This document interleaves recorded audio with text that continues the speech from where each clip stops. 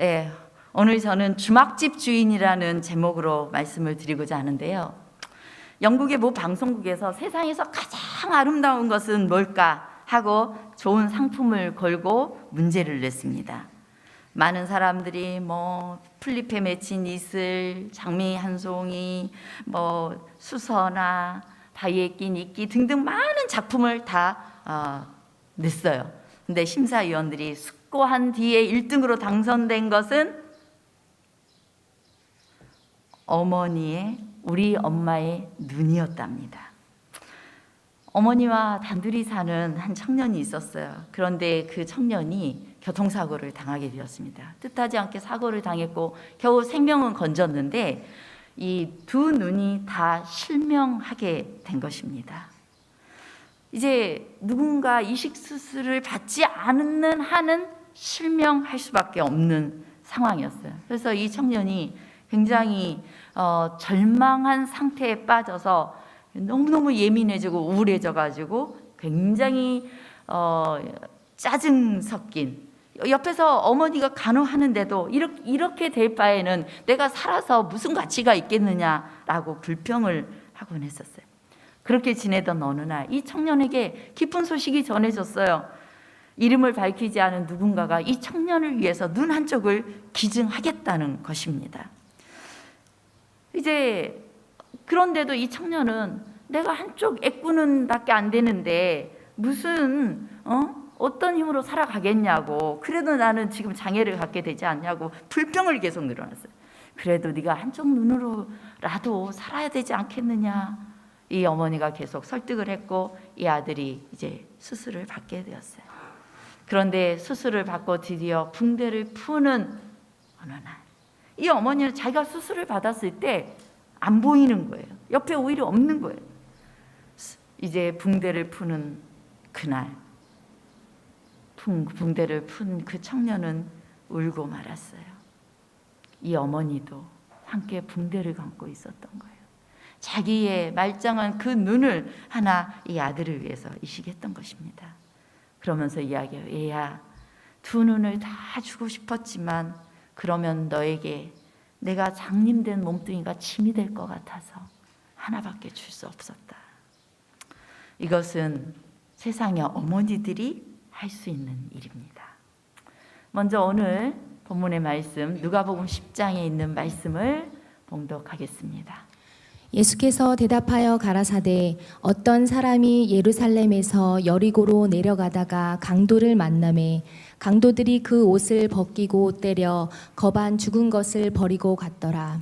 마침 한 제사장이 그 길로 내려가다가 그를 보고 피하여 지나가고 또 이와 같이 한 레위인도 그 곳에 이르러 그를 보고 피하여 지나가되 어떤 사마리아인은 여행하는 중 거기 이르러 그를 보고 불쌍히 여겨 가까이 가서 기름과 포도주를 그 상처에 붓고 싸매고 자기 짐승에 태워 주막으로 데리고 가서 돌보아 주고 이튿날에 데나리온 둘을 내어 주막 주인에게 주며 가로되 이 사람을 돌보아 주라. 부비가 더 들면 내가 돌아올 때에 갚으리라 하였으니 내 의견에는 이 세 사람 중에 누가 강도 만난 자의 이웃이 되겠느냐. 가로되 자비를 베푼 자니이다. 예수께서 이르시되 가서 너도 이와 같이 하라 하시니라. 여기 선한 사마리아인의 비유는 우리 너무 유명한 비유이고 우리는 이 비유를 통해서 무슨 교훈을 찾습니까? 우리도 선한 사마리아인처럼 이렇게 선을 베푸는 사람이 좋은 이웃이다. 이런 교훈을 찾지 않습니까? 근데 저는 오늘 전혀 좀 다른 관점에서 이 말씀을 보고 싶습니다. 특별히 여기에 있는 주막집 주인에게 포커스를 맞추고 싶습니다. 어떤 사람이 예루살렘에서 여리고로 가고 있었습니다. 30절에 내려가다라는 표현이 있는데요.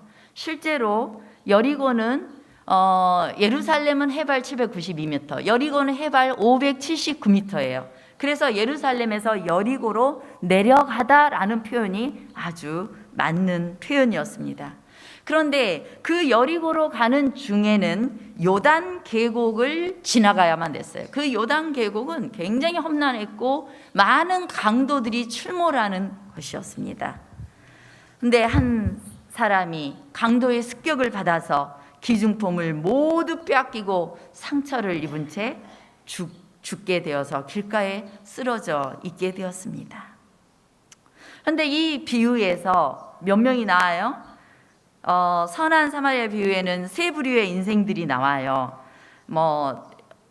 쓰러져 있는 사람, 그리고 또 그를 돕는 선한 사마리아인, 그 다음에 제사장과 레위인, 강도 이렇게 나오거든요. 자, 그 사람들을 한번 살펴보겠습니다. 먼저 강도가 등장합니다. 강도는 사단을 가리켜요. 성경에 보면 도적이 오는 것은 도적질하고 죽이고 멸망시키려고 왔다 그래요. 대신에 내가 온 것은, 예수님이 온 것은 양으로 생명을 얻게 하기 위해서 왔다라고 말씀하십니다. 도적은 누구예요? 예수님과 반대편에 있는 사단이죠. 이 비유상의 강도는 사단을 가리킵니다. 사단은 어떻게라도 우리의 삶을 파괴하기 위해서 노력하는데, 특별히 그가 에덴 동산에 있던 아담과 하와에게, 이 에덴 동산의 그 태초의 사람들에게 찾아갔어요. 뭐하러? 그들의 삶을 파괴시키기 위해서, 그들의 삶을, 행복을 도둑질하기 위해서 사단이 간 것입니다. 그래서 인간이 하나님에게서부터 멀어지게 하고 그들의 생명을 잃게 하는 것이 이 강도의 목적이었어요. 자, 이 강도 사단이 에덴 동산에 갔고, 그 다음에 맨 태초의 남자와 여자는 이 인생을 도둑질 맞아 버렸어요. 그때부터 여러분들이 그토록 고통스럽게 사는 것입니다. 슬퍼할 수밖에 없고, 아플 수밖에 없고, 괴로울 수밖에 없고, 늙을 수밖에 없고, 죽을 수밖에 없게 된 거예요. 인생을 송두리째 도둑질 당해 버린 것입니다. 우리는 강도당한 사람들이에요. 시대의 소망에 이렇게 말합니다. 인류는 사단에게 속임을 당하고 상처를 입고 도둑맞고 파멸되어 멸망당하도록 버림을 받았다. 네, 인류예요, 인류. 맨 처음에 아담과 하와로 끝난 것이 아니라 그 이후의 모든 인생들은 상처받고 속임당하고 파멸되도록 그렇게 버림을 받게 된 것입니다. 강도를 당한 거예요. 저와 여러분이 강도를 당한 것입니다. 어떤 사람은 습관에 어떤 알코올릭이 있을 수 있고, 관계가 깨어져서 그 속에서 죽을 것 같은 사람이 있고, 또 어떤 사람은 돈의 노예가 되어서 돈 버는 벌레처럼 살아갈 수 있어요. 그 모든 것들이 다 행복을 강도질 당한 거예요. 사실상 돈이 행복이 아닌데 돈이 행복인 줄 알고 자기 건강을 상해가면서 일을 하거든요, 선생님들이. 그렇게 우리의 삶의 행복이 완전히 파멸되도록 사단이 우리를 끊임없이 도둑질하는 것입니다. 여러분들은 강도를 만난 여러분들의 인생 협곡은 어느 지점이었습니까? 이 한 사람이 요단 계곡이라는 그곳에서 강도를 만났는데, 여러분들은 어느 지점에서 강도를 만났습니까? 어떤 분은 부모님 때문에 상처가 많은 분들은 부모로 인한 그 지점에서 내가 이 분노감을 쌓고서 살아갈 수 있어요. 어떤 분들은 배우자를 통해서도, 또 어떤 분들은 또 다른 가난을 통해서도, 질병을 통해서도 인생에 대한 분노가 있을 수 있는 거예요. 그것들이 나를 불나게 하고 나를 파멸시키는 거예요, 때로. 자, 그런데 사단만이 강도가 아니었어요. 또 다른 강도가 있었습니다. 또 다른 강도는 제사장과 레위인들이었어요. 네? 이 제사장들이 어떻게 했어요? 제사장이 그를 보고 피하여 지나가고, 레위인도 그를 보고 피하여 지나갔습니다. 이들은 상관을 안 했을 뿐이에요. 그런데 이들은 강도였어요. 자, 실물교훈에 그들에 대해서 이렇게 묘사합니다. 제사장과 레위 사람들은 하나님께서 친히 정하신 성전 예배에 참석했다가 돌아가는 길이었다. 그 예배에 참석하는 것이 너무나 크고 고상한 특권이었으므로 제사장과 레위 사람은 저희가 그렇게 높임을 받는 사람들이기 때문에 알지도 못하는 길가에 봉변당한 사람을 돌봐준다면 저희의 위신이 떨어질 것이라고 생각했다. 그리하여 저희는 저희 동포들에게 축복을 나누는 하나님의 대리자로서 하나님께서 그들에게 주신 이 특별한 기회를 등한히 했다. 예, 많은 사람들이 이 레위인과 이제 제사장들은 그냥 내 신분이 이런데, 그리고 내가 만약 이 사람 죽었으면 시체를 만지면은 예배에 참석하기도 어려울 것이고 이런 생각을 했을 거예요. 나름대로 이유가 있었을 거예요. 그런데 왜 이들이 강도인가? 죽어가는 사람을 살릴 기회를 무시하고 등한히 함으로써 안 살렸기 때문에 강도인 것입니다. 나머지 아직 숨이 붙어있는 그 사람을 그가 돌보기만 하면 살 수 있는데 그가 안 돌봄으로 그가 죽은 거예요. 죽게 되는 거예요. 그러면 강도짓을 한 것입니다. 나는 그를 해코지하거나 이러지 않았는데요. 아니요, 내가 모른 척한 것이 강도짓 한 겁니다. 그가 내가 아는 척하고 돌봤더라면 살 수 있었을 그 사람을 내가 모른 척했기 때문에 그의 삶을 마저 그의 생명의 불꽃을 사그러들게 만드는 의미에서 강도짓을 하게 되는 것입니다. 이들은 사실상은 사랑하도록 한 것들을 다 알고 있었어요. 그럼에도 불구하고 그렇게 하지 않았습니다. 그들의 사업은 사실상은 예수님의 사업과 같았어요. 주님께서는 무식하고 미혹된 자를 능히 용납할 수 있는 것은 자기도 연약에 휩싸여 있음이라. 나도 연약했기 때문에 그리고 내가 연약한 가운데서 예수님께 사랑을 받았기 때문에 나도 누군가 무식한 사람이라도 그를 용납할 수 있어야 된다는 것이 예수님이 주신 사명이에요. 주님께서 이 땅에 임하신 메시아가 오시는 이유는 뭐예요? 가난한 자에게 복음을 전하고 또한 포로된 자에게 자유를, 눈먼 자에게 다시 보게 함을, 눌린 자에게 자유케 함을 위해서 오셨다라는 것을 다 알고 있었어요. 실제로 이것이 예수 그리스도의 사명이었습니다. 하늘의 천사들은 땅에 있는 모든 가족들을 내려다봅니다. 특별히 고통당하는 사람들을 다 내려다보고 있습니다.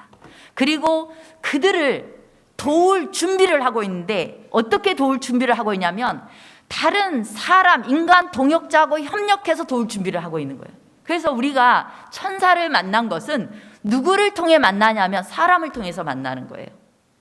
누군가 내가 정말 죽을 것 같았는데 누가 딱 나타나서 내가 살게 되었다면 하늘의 천사가 그와 동역할 그 사람과 함께 나를 도운 거예요. 천사는 사람을 통해 만나지게 되는 것입니다. 이제 하늘에서는 이 제사장과 레위인이 상처 입은 이 사람을 인도해서 도움을 줄 수 있을지를 살펴보고 있었어요. 근데 그가 하지 않은 것입니다. 주님께서는 이미 네가 네 원수의 거라도 소나 나귀를 만난다면 그것까지라도 도우라고 그렇게 이미 말씀하고 있어요.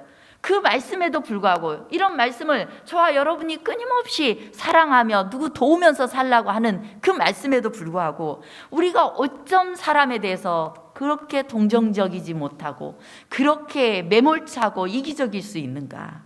무엇이 그들을 그렇게 독하게 만들었을까요?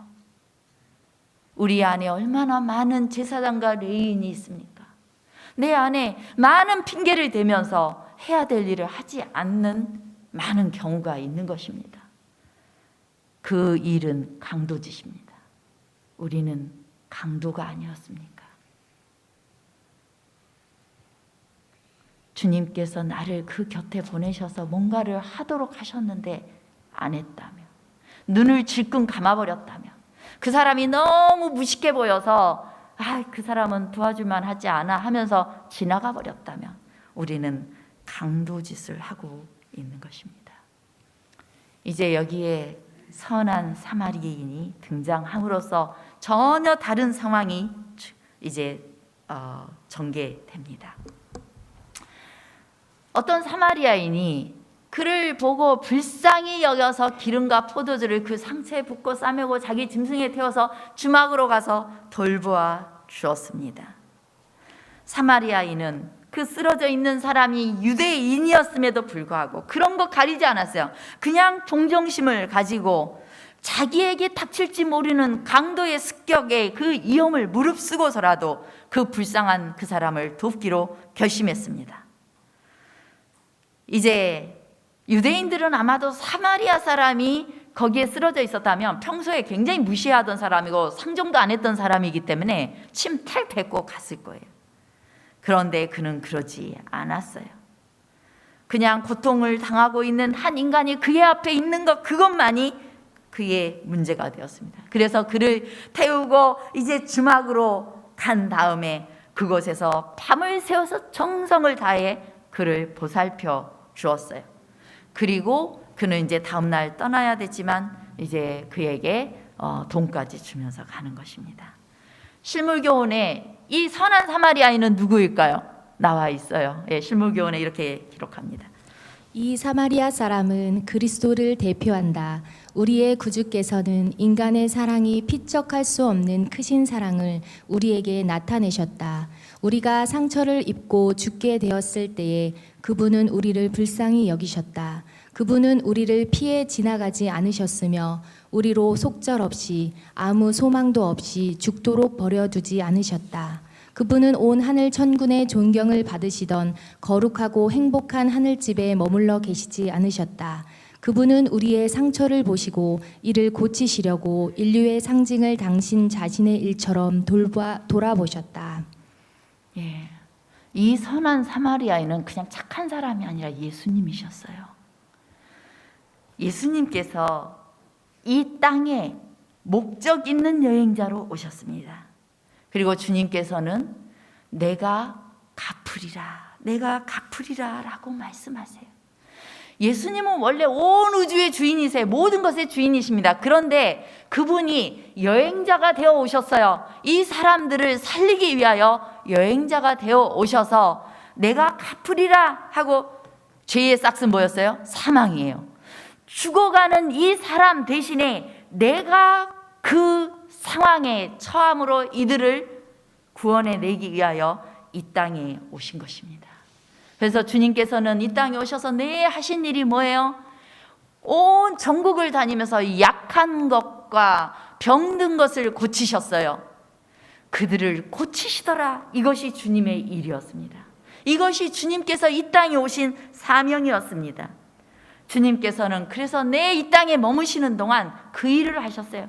우울감에 빠져 있는 사람을 밝게 하시고자 하셨고 뭔가 상처받은 그 사람들을 치유하고자 노력하셨습니다. 그를 영원한 생명의 하늘로 연결시키려고 노력하셨습니다. 자, 선한 사마리아인은 예수님이세요. 자, 이제 주막집 주인 보겠습니다. 주막집 주인. 이 주막집 주인에게 이 선한 사마리아인이 돈을 내면서 부비가 더 들면 내가 돌아올 때 갚아주겠소 이렇게 말합니다. 그럼 이 주막집 주인은 누구인가? 주막집 원주인은 그리스도입니다. 모든 것의 주인은 예수님이시기 때문에. 그래서 예수님께서는 당당하게 온 우주의 온 지구의 주인이셨어요. 그런데 당신이 기꺼이 이 땅에 내려오신 것은 사람을 살리기 위하여 강도 만난 사람의 입장으로 내려오신 거예요. 자, 한번 보겠습니다. 시대의 소망 25페이지입니다. 그리스도께서는 우리로 당신의 받으실 만한 대접을 받게 하기 위하여 우리가 받아야 할 대우를 받으셨다. 그리스도께서 당신과 아무 상관이 없으신 우리의 죄를 인하여 정죄함을 받으신 것은 우리가 아무런 공헌도 한 바 없는 당신의 의로 의롭다 하심을 받게 하시기 위함이었다. 그가 채찍에 맞음으로 우리가 나음을 입었도다. 지금 이 광경을 보니까 예수님이 마치 강도 만난 사람처럼 보여요. 예수님은 위대한 섬김을 받는 예배를 받으시는 왕이셨지만은 그가 이 땅에 죽어가는 강도 만나 사단에게 생명을 빼앗긴 우리들이 죽어가고 있으니까 예수님께서 당신의 생명을 우리의 삶에 포개기 위하여 오신 것입니다. 그래서 이제는 우리에게 원주인이셨던 그분이 강도 만난 사람인 것처럼 우리에게 나타나시는 거예요. 그리고 주막집 주인에게 부탁을 하는 것입니다. 이제 한 구절 더 보면 그런 말씀이 있어요. 그의 생애와 죽으심으로 그리스도께서는 죄로 말미암아 이르러 온 파멸에서 회복하는 것 이상의 일을 성취하셨다. 하나님과 사람을 영원히 분리시키려는 것이 사단의 목적이었다. 그러나 그리스도로 말미암아 우리는 결코 타락하지 아니하였던 것보다 더욱 밀접하게 하나님과 연합된 것이다. 구주께서는 우리 인성을 취하심으로 결단코 끊어지지 않을 줄로 자신을 인간에게 붙들어 매셨다. 그는 영원한 시대를 통하여 우리와 연결되셨다. 하나님께서 독생자를 주신 것은 우리의 죄를 담당하시기 위해서뿐만 아니라 속죄 제물로서 죽게 하시기 위함이었다. 예수님께서 이 땅에 오신 것은 우리를 구원해서 하늘로 가게 하심도 있었지만 또 하나는 우리를 대신해 죽으심도 목적이었어요. 그래서 우리가 침례를 받을 때 너희가 그리스도와 합하여 먼저 뭐 한다고 그래요? 죽고 그리스도와 합하여 살게 된다라고 로마서 6장에 기록하고 있지 않습니까? 그게 바로 예수님께서 기꺼이 우리를 구원하시기 위해서 당신이 죽으신 거예요. 상처를 고스란히 당신의 몸으로 받아내신 거예요. 그래서 이제 또 다른 전환을 우리가 이 비유에서 볼 수 있는데요. 이 주막집 주인은 이제 누가 되냐면 반대로 원래 주막집 주인은 하나님의 모든 게 하나님 거였으니까. 그런데 그분이 기꺼이 이제 강도 만난 자로 예수님은 이 땅에 우리에게 오신다는 거예요.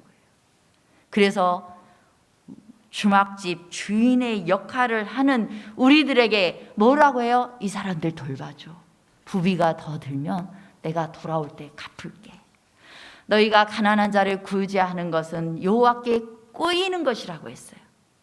우리가 누군가에게 선한 일을 하는 것은 누가 알아봐 주지 않을지라도 누가 돈 빌려가는 거야 하고 똑같아요. 하나님이 빌려가는 거예요. 하나님이 갚으시겠다고 했어요. 곧 예수님께서 다시 이 땅에 임하실 때 이때 이 세상에 상처받은 사람들, 죽어가는 사람들, 절망적인 사람들을 열심히 돌봐준 사람들을 향해서 내가 너희들 이 사람들을 잘 돌봐줬으니 내가 돌아올 때 너희한테 갚을게. 하늘의 영원한 상급으로 갚아주신다는 것입니다. 그래서 예수님께서는 이제는 우리의 구주가 되시고 선한 사마리아인이 되셔서 우리를 구원하시기도 하셨지만 이제 구원받은 우리에게는 뭐가 되어서 오셔요? 상처받은 사람이 되어서 오시는 거예요. 상처받은 사람들이 내 주변에 있는 것은 예수께서 있는 것입니다. 그래서 우리에게 어떤 역할을 맡기셨어요? 주막집 주인의 역할을 맡기신 거예요. 그래서 주님께서 우리에게 여러 곳에서 말씀하세요. 요한일서 2장 6절입니다. 저 안에 거한다 하는 자는 그의 행하시는 대로 자기도 행할지니라. 이런 말씀 너무 많죠. 주의 계명을 지키는 것은 사람을 사랑하는 것이다. 예수님이 그렇게 하신 것처럼 다른 사람에게 그렇게 행하는 게 마땅하다. 이것이 바로 이제 예수님께서 선한 사마리아인이 되셔서 나를 구원하시고 내 죽음을 대신 죽으시고 기꺼이 희생하셔서 나를 살리신 그분께서 이제 또 다른 죽어가는 사람을 내가 주막집 주인이 되어서 예수님의 심부름꾼이 되어서 그를 살리기를 원하신다는 것이에요. 자기도 행할지니라. 이것이 우리에게 주신 사명입니다. 시대의 소망 504페이지입니다. 모든 악한 것들 중에 가장 큰 것이 죄이지만 죄인을 동정하고 도와주는 일이 우리의 할 일이다. 과오를 범하고 수치심과 자신의 어리석음을 느끼는 많은 사람이 있다. 그들은 격려의 말에 굶주리고 있다. 그들은 잘못과 과오를 바라보다가 마침내 거의 절망 직전까지 내몰린다. 우리는 이런 영혼들을 소홀히 해서는 안 된다. 네, 소홀히 해서만 안 된다고 말씀하고 있어요. 그러면 우리의 사명이 무엇인가? 우리 주막집 하면은 어떤 장면이 떠올라요? 저는 드라마에서나 뭐 이럴 때 여행자들이 다 가서 주모 국밥 한 그릇 주시오 이런 장면이 떠올라요. 주막집 하면은. 예, 주막집의 주인은 주모들이 많았습니다. 주모들. 저는 이제 특별히 여성전도 강조주간을 앞두고서 우리 모두를 위한 일이에요. 우리 여기에 계시는 모든 분들을 위한 우리의 할 일이기도 하지만 특별히 여성들이 교회 안에서 어떻게 하면 이렇게 상처받은 사람이 잘 돌봄을 받을 수 있을까? 어떻게 하면 주모의 역할을 할 수 있을까? 그래서 주님께서 다시 오실 때 내가 갚아주겠다라고 말씀하신 그 약속이 우리에게 성취될 수 있을까? 제가 여러 가지를 좀 제시하고 싶어요. 첫째, 여성들이 잘할 수 있는 게 뭔가? 따뜻하게 안아주는 걸 잘할 수 있지 않을까? 남자분들도 잘하는 분들이 있는데 잘했으면 좋겠어요. 21세기에 살아남으려면 남자분들 잘하셔야 돼요. 따뜻하게 안아주는 거. 근데 이성한테 함부로 안아주다가는 문제가 되죠. 예, 마음으로 안아주셔야 돼요. 특별히 내 곁에 있는 나의 배우자를, 내 자녀를 따뜻하게 안아주셔야 돼요. 남자분들은. 근데 여자분들은 다른 그 의심을 받을 가능성이 조금 적어요. 그냥 동성끼리도 따뜻하게 안아줄 수 있어요. 어떻게 하면 따뜻하게 안아줄 수 있을까? 내가 저 사람이 참 나를 정말 수용해줬다. 이 느낌은 그냥 이렇게 안아만 달라는 게 아니에요. 사람들 흠 보이면 눈 감기. 뭔가 저 사람이 정말 흠이 막 너무 보여가지고 막 이야기하고 싶을 때 그냥 눈을 한번 감으면 어떨까? 우리 교회 증언에 있는 말씀입니다. 교회 안에서 가장 큰 악을 낳는 죄들에 속하는 헐뜯는 말과 비난하는 정신을 모든 교회에서 제거하기 위하여 열렬한 노력이 경주되어야 한다.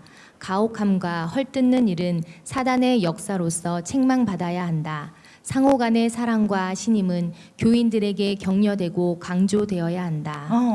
지금 사단이 가혹하게 그 사람에 대해서 말하고 헐뜯는 일은 누가 한 일이라고요? 사단의 역사라고요. 우리가 강도짓을 할 거냐 아니면 하나님의 주막집 주모의 역할을 할 거냐, 이건 이제 이때 결정이 되는 거예요. 사람들 흠 보면 눈 감아 주는 데에서 결정됩니다. 자, 그 다음 구절입니다.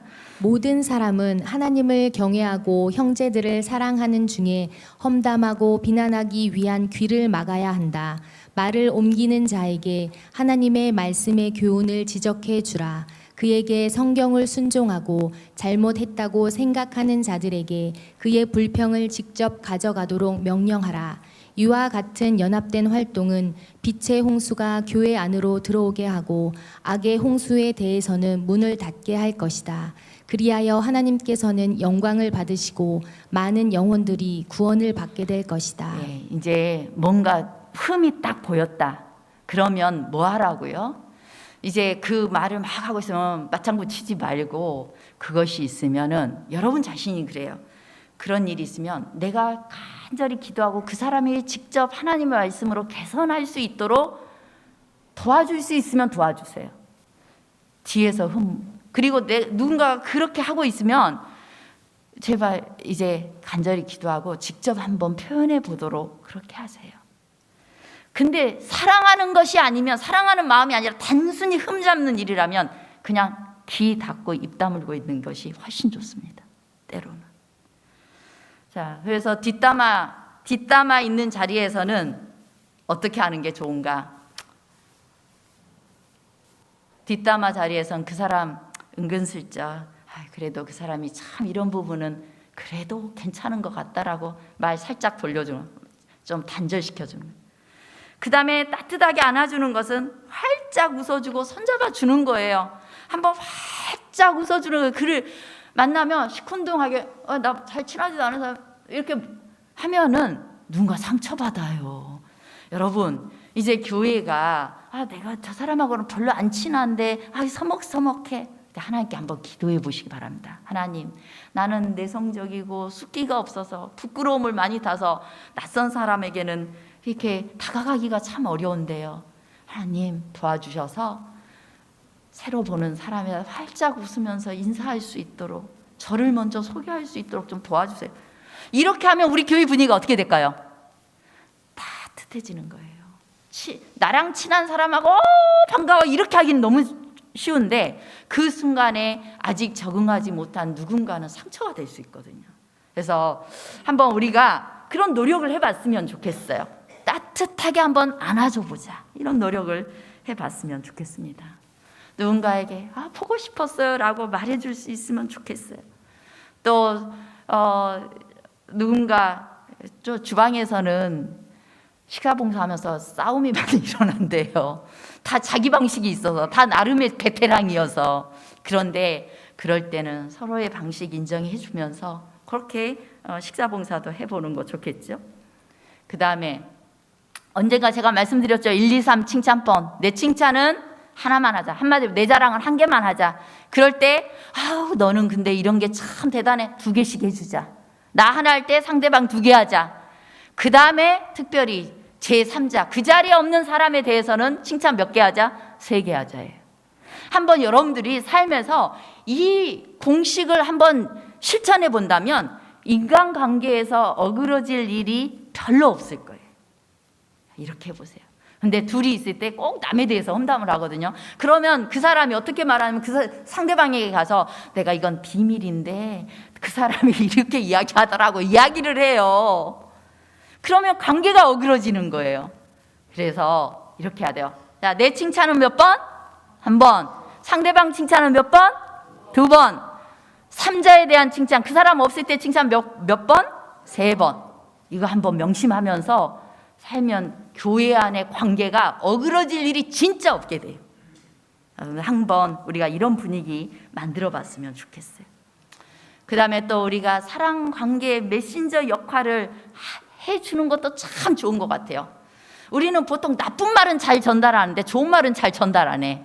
그래서 어머 그 사람이, 여러분 이런 전달 좀 하죠.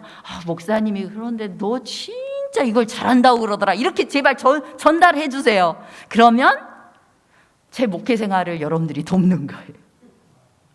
진짜요. 그리고 여러분들이 관계에 있어서 그 사람은 참 이런 걸 잘해. 시컷 험담하면서도 그래도 요거 하나는 좋더라 이 말 했으면 험담한 일은 모른 척 해주고 그 사람이 좋은 말 해줬던 거를 전달해 주세요. 그러면 서먹했던 관계도 좋아질 수 있어요. 사랑의 메신저를 해보는 거야. 남이 흉봤던 말은 절대 전하지 않기. 그 다음에 좋지 않은 관계의 사람에게는 기회를 주기.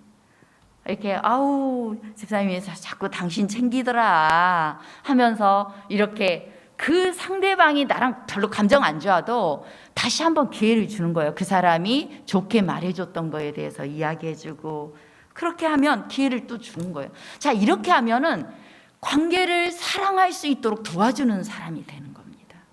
이걸 우리가 잘한다면 좋겠죠.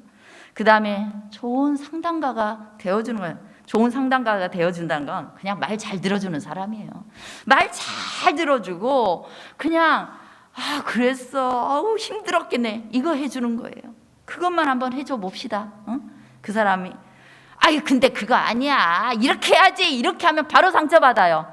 자, 그랬어, 많이 힘들었겠네, 너 진짜 화났겠다, 이렇게 한번 맞장구 쳐줘보는 거예요. 옳고 그름을 떠나서.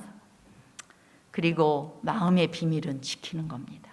누군가 이야기했는데 그 비밀을 누설하게 되면은 너만 알고 있어야 돼 하면서 꼭 이야기를 하면 그게 상처가 되어서 돌아오는 거예요.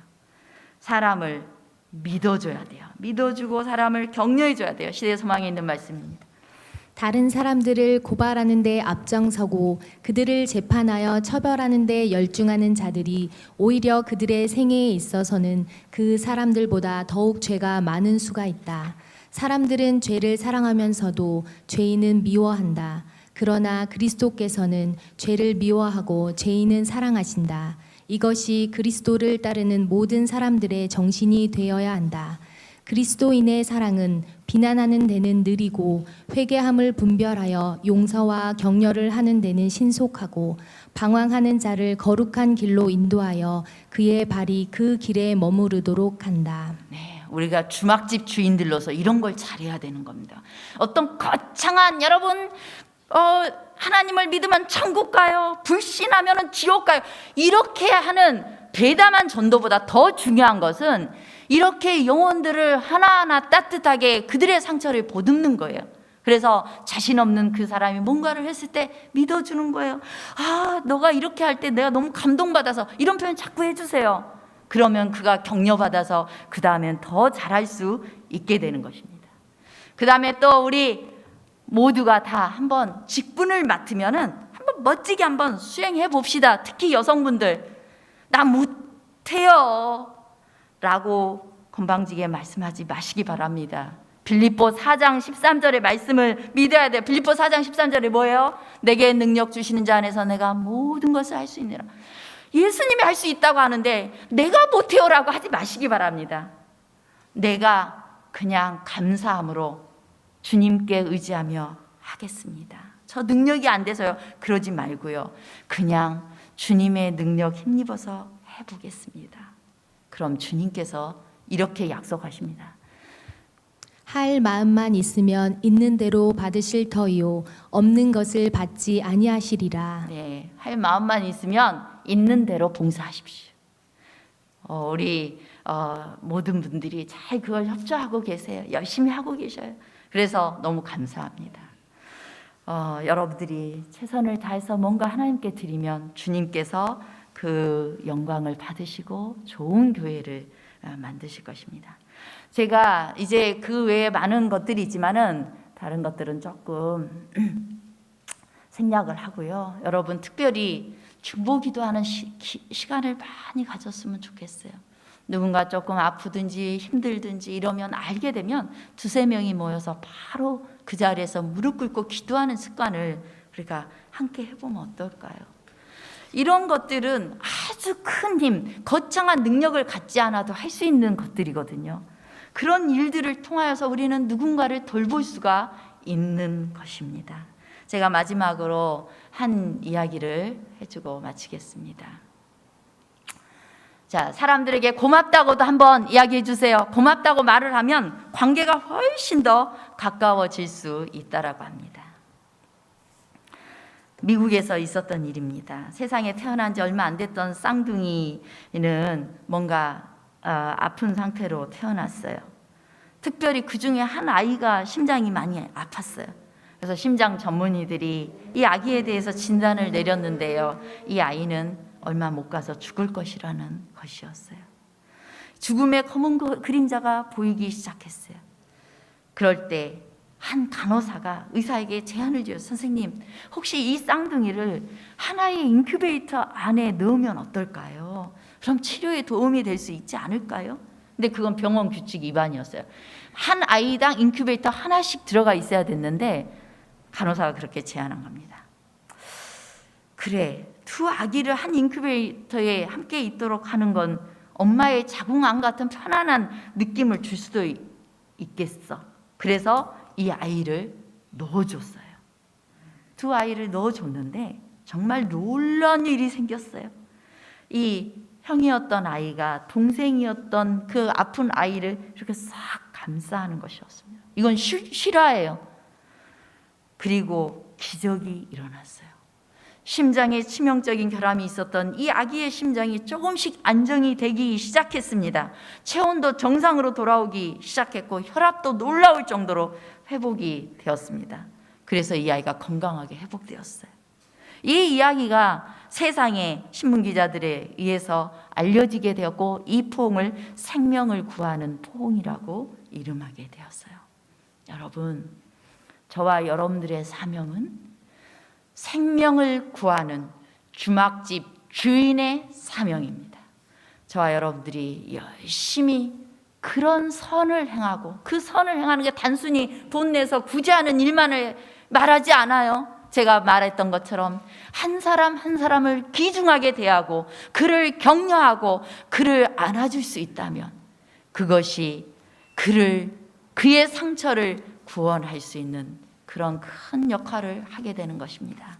저와 여러분들이 그 사명을 충실히 감당함으로 주님께서 이 땅에 다시 임하실 때 잘하였도다 충성된 종이라고 칭찬 듣는 저희들이 되시기를 간절히 바라겠습니다.